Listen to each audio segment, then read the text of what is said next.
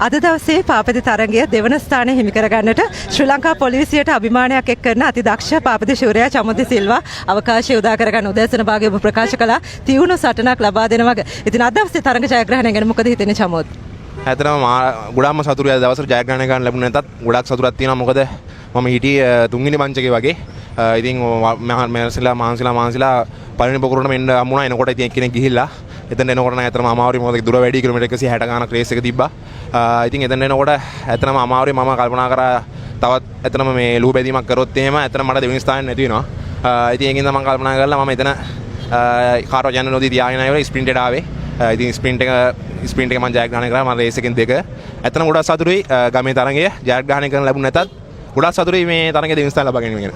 අනිවාර්යයෙන්ම. ඉතින් මේ වර්ෂයේ ඔබ තරඟාවලි ගණනාවක් ජයග්‍රහණය කරනවා. ඒක ගැන ඔබට හිතන අදහස මොකද්ද? මේ ඒකෙන් රහස මොකද්ද කියලා දැනගන්න කැමතියි. ඇත්තටම මේක සාහස තමයි තාත්තා. තාත්තා මම පුහුණු කරන්නේ. එයා කියලා දෙනවා අද දවසේ තරඟයට කරන්න ඕන මොකද්ද? ඊළඟ තව දවසේ තරඟයක් තිබ්බොත් එයා කරන්න ඕන මොකද්ද? එයා හැමදේම කියලා දෙනවා.